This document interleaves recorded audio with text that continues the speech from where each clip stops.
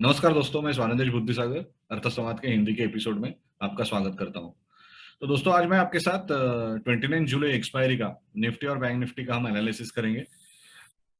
मैंने पिछले हफ्ते निफ्टी का विश्लेषण किया था 22 जुलाई के एक्सपायरी के लिए, लेकिन वो वीडियो मराठी में था। लेकिन I am very happy to share that वो विश्लेषण हमारा सही निकल के आया। यदि आप वो देखना चाहते हैं, वो वीडियो यदि मराठी में है, लेकिन फिर भी आप समझ सकते हैं क्योंकि वहां पे हमने ज्यादा से ज्यादा टेक्निकल लैंग्वेज में ही बात की है। तो अभी इस हफ्ते 29 जुलाई का जो निफ्टी और बैंक निफ्टी का एक्सपायरी है, उसका हम लोग एनालिसिस करेंगे। तो उसके लिए मैं आपके साथ ये वीडियो इसके लिए मैं आपके साथ चार्ट शेयर करके हम लोग डिस्कस करेंगे। तो दोस्तों, ये रहा बैंक निफ्टी का चार्ट। और आज ये जो क्लोजिंग हुई थी बैंक निफ्टी की, वो 34,700 के करीब बैंक निफ्टी आज क्लोज हुआ है। लेकिन यदि आप बुलिंजर बैंड में देखते हैं ना, तो बैंक निफ्टी बहुत दिन से एक स्क्वीज में फॉर्म किया है, और वो अभी थोड़ा सा स्क्वीज, थोड़ा मतलब शायद चैनल एक्सपेंशन होगा नहीं होगा पता नहीं, क्योंकि यहाँ पे भी एक्सपांड होने का प्रयत्न किया उसने, लेकिन वहां हुआ नहीं, नीचे आया।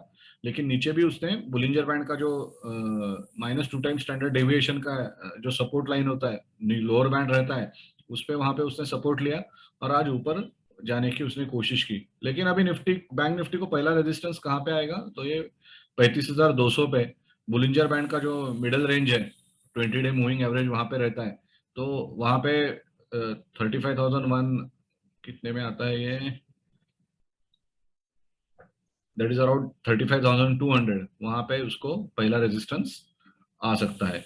और अभी बैंक निफ्टी आरएसआई देखेंगे तो it is neither in the overbought region nor in the oversold region. तो बुलिंजर बैंड और आरएसआई से हमें ज्यादा नहीं पता चल रहा है। लेकिन अभी हम लोग इसके लिए मूविंग एवरेजेस की तरफ बढ़ेंगे।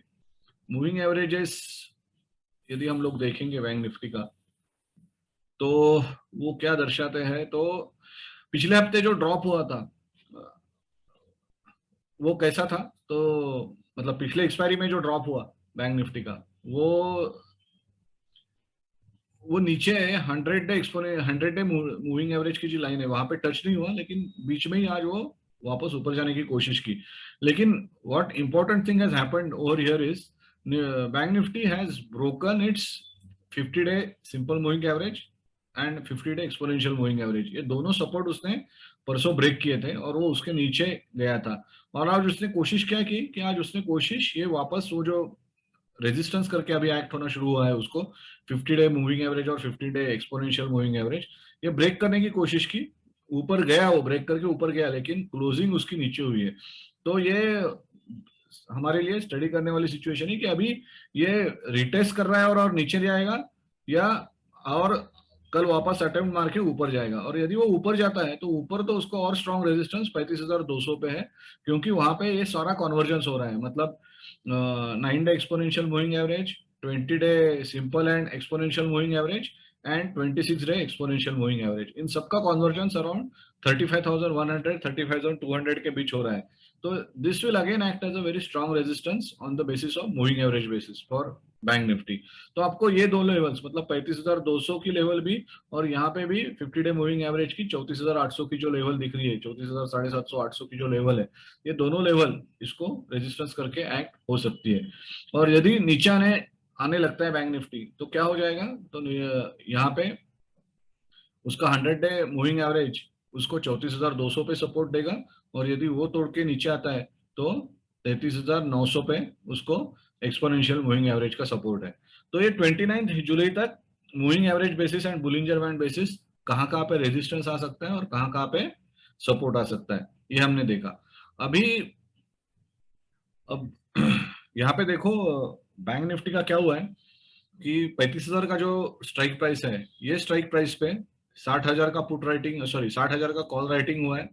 और आज उसमें 35,000 का एडिशन हुआ है, मतलब चेंज इन ओपन इंटरेस्ट 35,000 से बढ़ा है ओपन इंटरेस्ट, और वो 60,000 है। So 35,000 will definitely act as a strong resistance. So 35,000 will act as a strong resistance. And simultaneously interesting situation ये है यहाँ पे कि 35,000 का जो पुट राइटिंग है वहां पे भी ओपन इंटरेस्ट बढ़ा है, वो 30,647 हुआ है।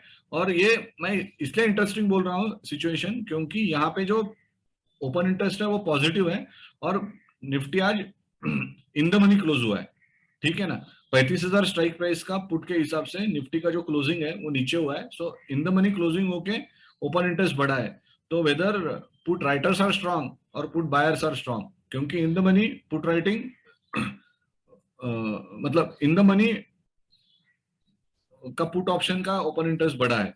तो क्या उसमें सिचुएशन हो सकती है कि 35,000 से ऊपर जाने के लिए ये पुट राइटर्स जो जिन्होंने 35,000 का ये किया है वो पुश करने की कोशिश करेंगे, लेकिन यदि पुट बायर स्ट्रांग रहे तो उनको प्रॉफिट में आने के लिए they will try to push Bank Nifty back, और वो नीचे डाल रेजिस्टेंस करेंगे। तो नीचे रेजिस्टेंस कहाँ पे आए, सपोर्ट कहाँ पे आएगा, तो 34,500 पे 25,000 की पुट राइटिंग वहां पे हुई है, 8,761 से पुट राइटिंग वहां पे बढ़ी है।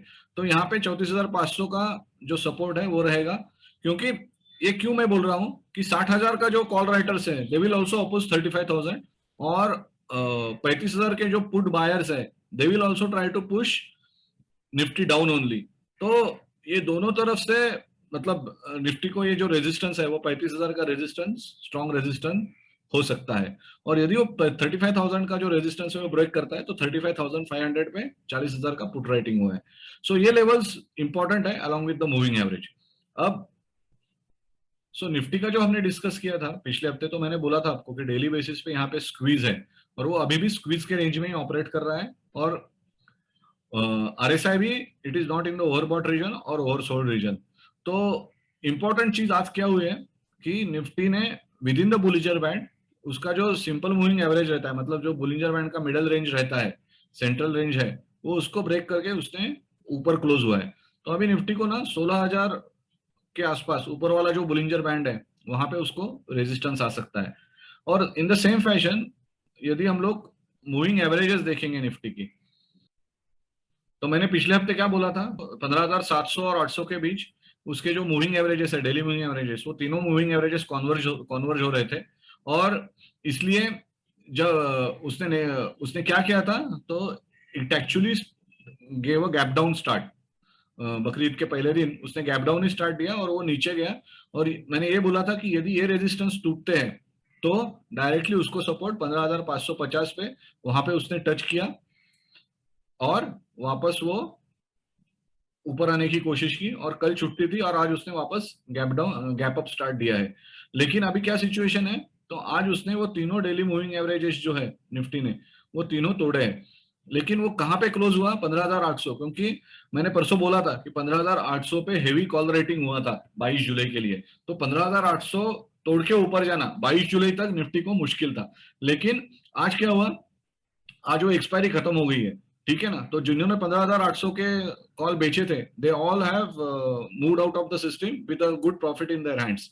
Now we really have to see कि अगला जो कॉल राइटिंग है 29 जुलाई का वो कहाँ कहाँ पे हुआ है, क्योंकि मूविंग एवरेज के बेसिस पे अभी निफ्टी आज तीनों मूविंग एवरेज उसके 9 डे एक्सपोनेंशियल, 20 डे सिंपल और एक्सपोनेंशियल, और 26 डे एक्सपोनेंशियल, ये तीनों के ऊपर वो क्लोज हुआ है।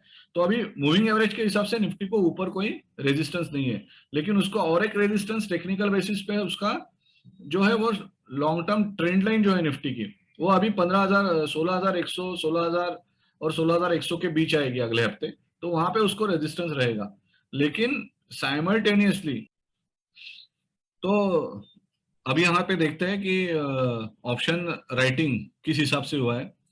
तो निफ्टी की जो क्लोजिंग हुई है वो 15,800 के करीब हुई है आज, और आप यहाँ पे देखेंगे तो 15,800 पे भी आज भी 65,000 का कॉल राइटिंग हुआ है।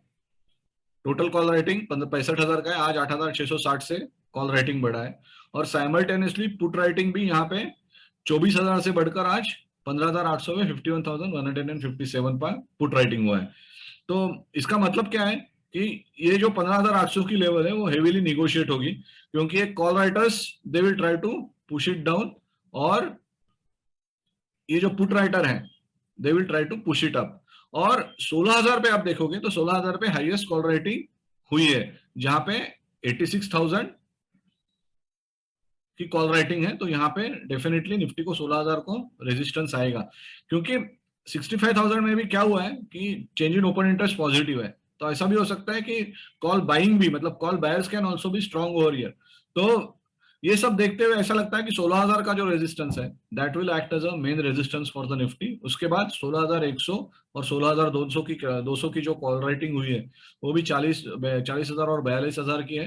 तो 16,000, 16,100 and 16,200 they will definitely act as a resistance.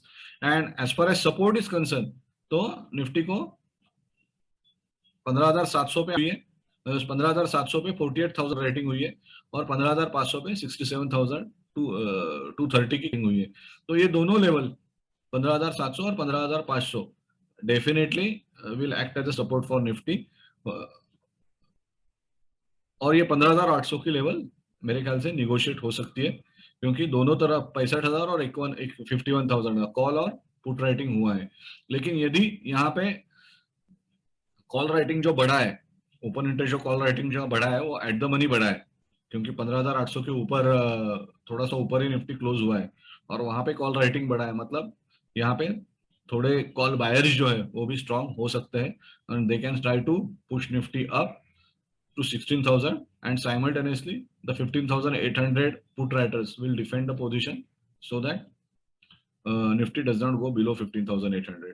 तो ये अगले गुरुवार तक, मतलब 29 जुलाई तक का है। मिडवे यदि कुछ और डेवलपमेंट होती है और ऑप्शन राइटिंग बदल जाता है तो definitely I will come out with a new video. तो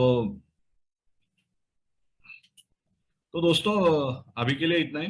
अभी रुकते हैं, हमने निफ्टी और बैंक निफ्टी का 29 जुलाई के लिए जो स्टडी किया है वो कम्प्लीटली एकेडमिक पर्पज के लिए है। आपको कोई भी इन्वेस्टमेंट करनी हो तो आपका जो इन्वेस्टमेंट कंसल्टेंट है उससे पूछ के ही आप ये सब इन्वेस्टमेंट कीजिए। अभी के लिए रुकता हूँ। यदि आपको ये वीडियो और एनालिसिस अच्छा लगा तो जरूर लाइक कीजिए, शेयर कीजिए, अपने मित्र परिजन में फॉरवर्ड करके उनको भी लाइक और सब्सक्राइब करने के लिए बोलिए। अगले वीडियो में वापस मिलते हैं, अगले एपिसोड में वापस मिलते हैं। धन्यवाद।